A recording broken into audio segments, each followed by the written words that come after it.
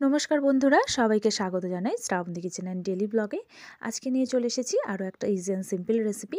রুটি পরোটার পরিবর্তে এটা আপনারা খুব সহজেই বানিয়ে ফেলতে পারবেন। আপনারা চাইলে ব্রেকফাস্ট, লাঞ্চ বা ডিনারেও এই রেসিপিটা বানিয়ে ফেলতে পারবেন। তো চলুন শুরু করে দিই। প্রথমেই নিয়েছিলাম এখানে একটা বড় মাপের আলু। আলুটাকে আমি গ্রেট করে নিয়ে বেশ কয়েকবার জল দিয়ে ধুয়ে নিয়েছি।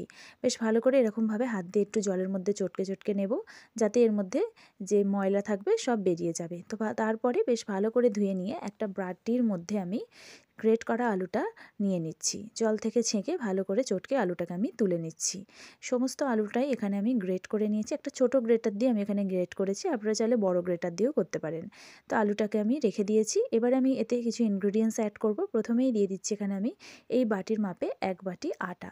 এখানে আপনারা চাইলে ময়দাও দিতে পারেন, কিন্তু আটা দিয়ে বানালে এটা খুব হেলদি হবে। এরপরে আমি দিয়ে দিচ্ছি এখানে এই ছোট কাপের মাপে 1 কাপ চালের গুঁড়ো।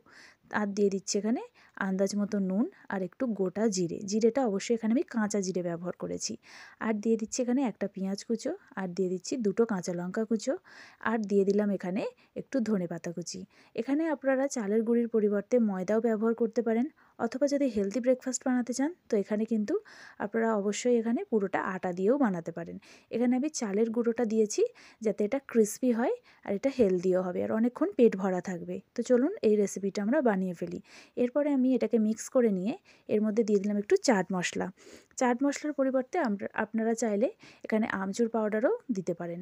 চাইলে এখানে একটু চিলি ফ্লেক্সও অ্যাড করতে পারেন। বাচ্চাদের জন্য বানালে এখানে ঝালটা অবশ্যই দেখে বানাবেন। তো সমস্ত উপকরণ মাখা হয়ে গেছে। এবারে আমি একটু জল দিয়ে এটাকে মিক্স করে নিচ্ছি। পরিমাণ মতো জল দেব, তবে জলটা একেবারে দেব না। মাঝে মাঝে জলটাকে দিয়ে এটাকে আমি মাখতে থাকবো। একটা আমি ব্যাটার রেডি করব। জলটা দেওয়ার সময় আপনারা অবশ্যই খেয়াল করে দেবেন, কারণ যেহেতু আমি এখানে চালের গুঁড়ো ব্যবহার করছি, তাই এখানে জলটা আমার অনেকটাই লাগবে। চালের গুঁড়ো অনেকটাই জল অ্যাবজর্ব করবে। তো সেই জন্য অনেকটা পরিমাণে জল দিয়ে দেখুন এরকম একটা ব্যাটার রেডি করে বেশ ভালো করে আমি হাত দিয়ে একটু ফেটিয়ে নিচ্ছি। ব্যাটারটাকে বেশ ভালো করে আমি এটাকে গুলে নিয়েছি। আর দেখুন ব্যাটারের ঘনত্বটা ঠিক এরকম হয়েছে।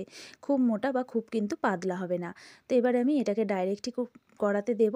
একদম এটাকে আমি রেস্টে দিইনি। আপনাদের হাতে সময় থাকলে এটাকে রেস্টে 2 মিনিটের 4 মিনিটের জন্য দিতে পারেন। এবারে আমি কড়ার মধ্যে দিয়ে দিলাম 1 চামচ তেল। তেলটাকে ভালো করে গরম করে নিয়ে এবারে এই ব্যাটার থেকে আমি 1.5 চামচের মতো হাতায় মাপে নিয়েছি। নিয়ে একটু এরকমভাবে মিলে কড়াতে দিয়ে দেব। দিয়ে দেখুন এরকমভাবে ছড়িয়ে দিচ্ছি। খুব বড় করব না, মোটামুটি একটা এরকম সাইজের করে নেব। এবারে আমি এটাকে চাপা দিয়ে দেব প্রায় 1 মিনিটের মতো। এখানে ফ্লেমটা আমি একদম লো টু মিডিয়ামের মধ্যে করে রেখেছি। তো আপনাদের এবারে আমি 1 মিনিট পর দেখাচ্ছি। এবারে আমি এটাকে উল্টে দেব। একটা সাইড হয়ে গেছে, দেখুন রঙটাও চেঞ্জ হয়ে গেছে। তো এবারে আমি এরকমভাবে এটাকে আঁচ খাইয়ে নেব।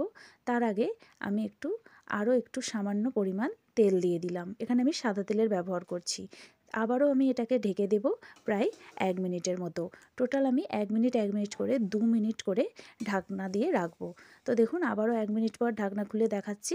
এবারে এটাকে আবারও আঁচ খাইয়ে উল্টে পাল্টে এরকমভাবে ভেজে নেব। মাঝে মাঝে খুন্তি দিয়ে এরকমভাবে চেপে দেবেন, যাতে এটা কাঁচা না থেকে যায় ভেতরে। আর অবশ্যই ফ্লেমটা কিন্তু লো টু মিডিয়ামের মধ্যেই রাখবেন, হাই ফ্লেমে দেবেন না, তাহলে ভিতরটা কিন্তু কাঁচা থেকে যাবে। দেখুন এর রঙটাও চেঞ্জ হয়ে এসেছে আর দুপিঠও আঁচ খেয়ে যাচ্ছে। এরকমভাবে উল্টে পাল্টে এগুলোকে ভেজে নিতে হবে। এখানে কিন্তু খুব বেশি তেলের ব্যবহার আমি করছি না। আপনারা চাইলে ঘি, বাটার যে কোনো কিছু দিয়েই বানাতে পারেন। তো দেখুন একটা রেডি হয়ে গেছে। একই রকমভাবে আমি আরও একটা দেখিয়ে দিচ্ছি। আবারও আমি একটু সামান্য পরিমাণ তেল দিয়ে কড়াটাকে গরম করে নিয়েছি। নিয়ে এটাকে মিডিয়াম ফ্লেমে করে দিয়েছি।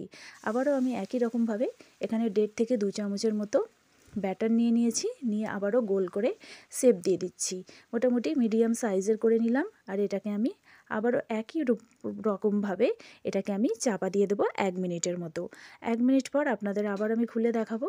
এটা দেখুন ঢাকনাটা খুলে দিয়েছি। আর এটা দেখুন একটা সাইড হয়ে গেছে, খুব সহজেই কিন্তু উঠে যাচ্ছে, একটুও কড়াতে ধরে যায়নি। তো এরপরে আমি আরও একটু সামান্য পরিমাণ তেল দিয়ে দিয়েছি। দিয়ে একই রকমভাবে 1 মিনিটের জন্য চাপা দিয়ে দিয়েছি। এই রেসিপিটা খুবই সোজা, আপনারা ঝটপট বানিয়ে ফেলতে পারবেন। রুটি পরোটা খেয়ে যদি বোর হয়ে গিয়ে থাকেন তো এই রেসিপিটা অবশ্যই বানিয়ে ফেলুন।